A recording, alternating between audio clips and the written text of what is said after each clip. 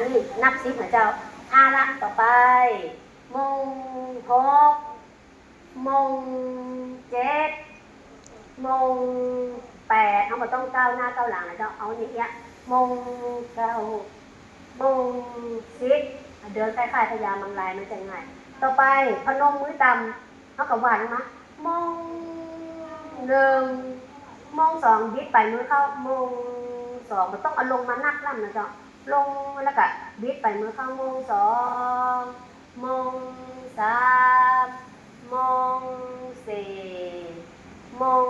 5พนะคะแนนแบบดินเดิมมันถ้าเขาก้าวกว่าตัวเขาเทียงซ้ายถ้าเขาก้าวซ้ายตัวเขาเทียงขวาถ้าเขาเลี้ยวซ้ายเขาเลี้ยวเข้าไปตัวเขาเทียงเข้าในวงเลี้ยวกว่าตัวก็เทียงขวามันดีเนี่ยสลับข้างนะเลี้ยวกว่าตัวไปซ้ายมันอยู่ได้หรือเปล่าเจ๊กแง้วนะเลี้ยวเข้าในวงต่อไปเป็นแม่ฟ้าหลวงมง1ทุกอันกระดับพร้อมนะเจ้ามงไปก่อยดึง2มง3เต็มสูตรถ้าจะเต็มประมาณท่าที่3มง4มง5ยกแม่ฟ้าหลวงไปแม่สายปล่อยมือขึ้นสุดแขนนะเจ้ามง1ท่าแต่ละท่าที่เหมือนกันแต่ละเพลงมง2มาตัดหน้ามง3สุดแขนนะเจ้าบ่ต้องง้อนะเจ้าสุดแขนเจ้าแขนตึงค่ะระดับไหล่มง4มง5ต่อไปแม่จานปล่อยมือซ้ายย้ายมาจับจีบบนอกขวามง1มง2มง3มง4มง5แม่สวยปล่อยมือให้ก่อนแล้วเอาประจับจีบมง1ด้านซ้ายจับจีบแล้วนะมง2เอาขวาก็เริ่มจับจีบบนอกซ้ายมง3มง4มง5อันนี้คือแม่สวยต่อไปแม่ลาวมง1มง2มง3มง4มง5เวียงชัยมงดิตัวขึ้นมงบนมือก็1มง2ก็ย้อนแขนมันจะพร้อมกันนะจ๊ะมง3มงเดี๋ยววัน1พอมือกันมาที่ปลายที่กระบี่ที่สวยแหมเนี่ยก็มือสวยได้เลยอ่ะว่าค่ะมง4มง5เห็นว่าแขนเราจะตึงที่ไหนจ๊ะต่อไปเวียงแกนเราก็ไหวมง1มง2จับจีบเลยที่มง3เนี่ยมง3มง4มง5เวียงแกนแล้วไปเวียงเชียงรูมง1ถาแบกถาดเวียงแกนกระถาดกลอมนางน้อยนะจ๊ะมง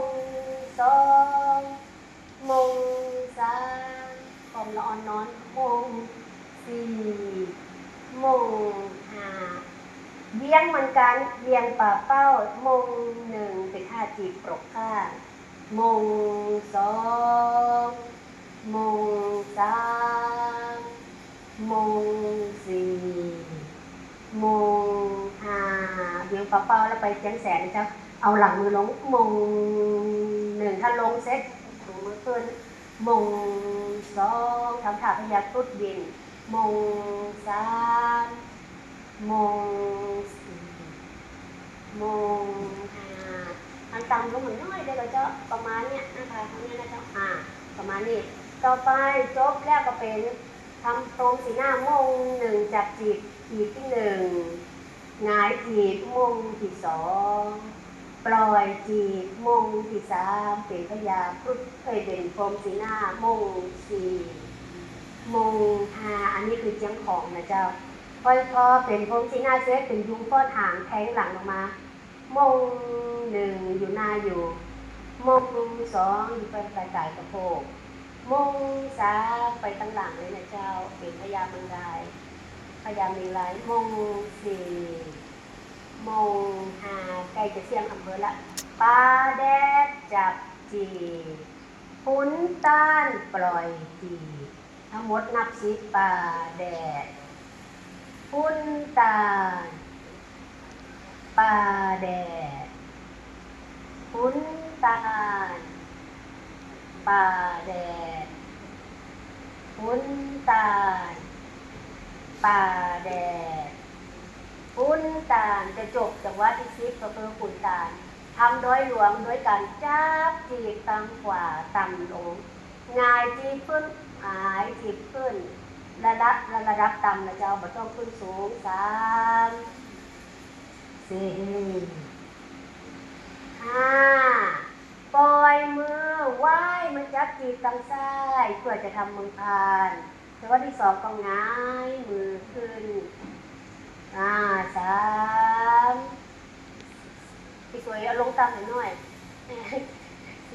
5ปล่อยมือปุ๊บจับจีบข้างตั้งขวาเป็นเมืองถึงตั้งวงหน้าเป็นเมืองเชียงไฮ้จับจีบซ้ายก็เป็นเมืองถึงตั้งวงหน้าจะเป็นจังไห้ย้ายมาตั้งขวาตั้งวงหน้าอันนี้ซ้าย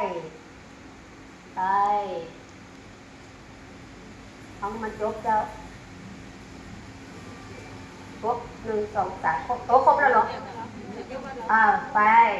5แล้วถึง8ต่อไปจังหวะที่8 9 10ประกบก่อนนะเจ้าแล้วก็ไหวลงไปใครตำได้ก็ตำใครไม่ตำก็คือพวก